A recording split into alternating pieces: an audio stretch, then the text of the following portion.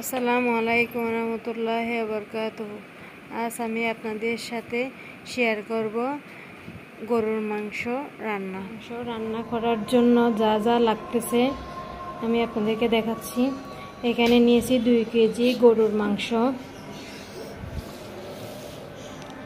আর নিয়েছি 1 টেবিল চামচ হলুদের গুঁড়া, 2 টেবিল চামচ মরিচের গুঁড়া,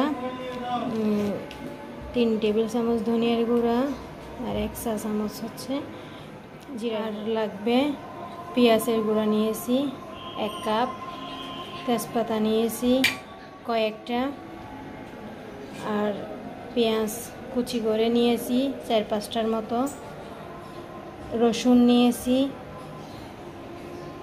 2 টেবিল চামচ, আর আদা নিয়েছি 1 টেবিল চামচ। আর এখানে হচ্ছে আপনার লং, এলাচ, গোলমরিচ এই। আর এখানে হচ্ছে ডালচিনি 2 টুকরা নিয়েছি, আর 4-5টা কাঁচামরিচ নিয়েছি। চলেন এখন রান্না শুরু। মাঝে মধ্যে আমি লবণ দিতে ভুলে যাই, আজকে এরকম একটা মিস্টেক হয়ে গেছে। এই যে আর লাগবে লবণ। চুলার উপর কড়াই বসিয়ে দিয়েছিলাম, এখন দিয়ে দিচ্ছি তেল। তেলগুলা গরম হয়ে আসা পর্যন্ত অপেক্ষা করব। তেল গরম হয়ে আস্তে আস্তে আপনারা আমার চ্যানেলটিতে একটা লাইক দিয়ে দিচ্ছি হালকা লবণ যেন তেলটা না ছিটায়। এরপরে দিয়ে দিচ্ছি পেঁয়াজ কুচি করে রাখা, পেঁয়াজগুলো সব দিয়ে দিয়েছি। পেঁয়াজগুলো ভালোভাবে নেড়ে বাদামি কালার হয়ে আসা পর্যন্ত অপেক্ষা করতে হবে। পেঁয়াজগুলো ভালোভাবে নেড়ে দিলে সমানভাবে সবগুলো পেঁয়াজ একসাথে হয়ে যাবে। এই পেঁয়াজ পেস্টও দেব, এই পেঁয়াজটা দিলে ফ্লেভারটা ভালো লাগে।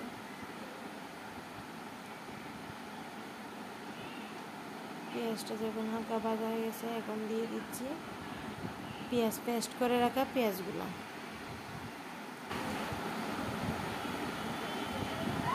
দেন দিয়ে দিয়েছি তেজপাতা, তারপর দিয়ে দিচ্ছি দালচিনি, এরপর আদা রসুন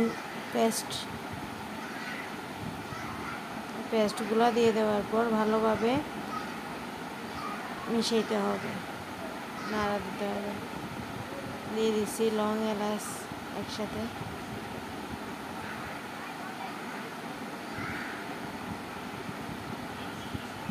এরপর দিয়ে দিচ্ছি কাঁচামরিচটা দিলে পেঁয়াজ রসুনের যেটা কাঁচা গন্ধটা চলে যায় আর কি। এখন দিয়ে দিচ্ছি হলুদের গুঁড়া, মরিচের গুঁড়া, দিয়ে দিচ্ছি ধনিয়ার গুঁড়া, দিয়েছি 2 চামচ ধনিয়ার গুঁড়া, সাথে জিরার গুঁড়া 1 চামচ। এবার ভালোভাবে নাড়া দিতে হবে। দিয়ে দিচ্ছি লবণ, একটু হালকা পানি দিয়ে ভালোভাবে নেড়ে ছেড়ে ঢাকনা দিয়ে দিতে হবে যেন মশলাটা ভালোভাবে হয়ে যায়। আমরা ফিরে আসবো 2 মিনিট পর। 2 মিনিট পর দেখেন মশলাটা একদম হয়ে তেলটা উপরে ভাসতেছে। এই সময় আমরা আস্তে আস্তে করে মাংসগুলো দিয়ে দেব। মাংস কিন্তু পানি সহ দিচ্ছি না, পানিটা সেকে দিচ্ছি। মাংসটা দিয়ে আমরা ভালোভাবে নেড়ে দেব। মাংসটা ভালোভাবে নাড়তে হবে যেন প্রত্যেক মাংসের ভিতরে মশলা যায়। মাংসটা ভালোভাবে নেড়ে চেড়ে ঢাকনা দিয়ে দিচ্ছি। 3 মিনিট পর আসলাম, এরপরে নাড়া দিচ্ছি। এখানে কিন্তু প্রথম অবস্থায় পানি দেব না, মাংস থেকে এমনিতে এক্সট্রা পানি বের হবে। একদম শুকনো না, হালকা একটু পানি দিয়ে দিচ্ছি, বেশি না। আবার নেড়ে ছেড়ে ঢাকনা দিয়ে দেব। ফিরে আসবে 5 মিনিট পর। দেখেন মাংসটা কি সুন্দর হয়েছে।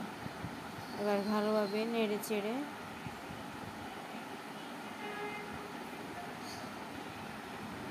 দিতে হবে। মাংসটায় কিন্তু আমি ঝুল করব, এই জন্য মাংসের মধ্যে আমি অপর চুলাতে গরম করে রাখা গরম পানিগুলা দিয়ে দিচ্ছি। গরম পানি দিলে মাংসগুলো তাড়াতাড়ি সিদ্ধ হয়, এই জন্য আমি গরম পানি দিয়ে ভালোভাবে নেড়ে চেড়ে ঢাকনা দিয়ে দেব। 10 মিনিট পর ঢাকনা খুলে আমি কয়েকটা আলু দিয়ে দেব। মাংসের মধ্যে আলুগুলা ভালো লাগে খেতে, এই জন্য কয়েকটা জাস্ট আলু দিয়ে দিচ্ছি, বেশি দেব না। এরপর ভালোভাবে নেড়ে চেড়ে দেব। তারপরে ঢাকনা দিয়ে এই যে 10 মিনিট পরে আসলাম আবার। মাংসটা ভালোভাবে নেড়ে চেড়ে দিতে হবে। মাংসটা প্রায় হয়ে আসছে, এরপর দিয়ে দেব আমি কয়েকটা ফালি করে রাখা কাঁচামরিচ। আসছি 10 মিনিট পর, দেখেন এই যে মাংসটা ঝোলটা কিন্তু প্রায় শুকিয়ে আসছে। আবার আসছি 20 মিনিট পর। 20 মিনিট পর দেখেন মাংসগুলো কত সুন্দর মাখা মাখা হয়েছে। এটা খেতে বেশ ভালো লাগে।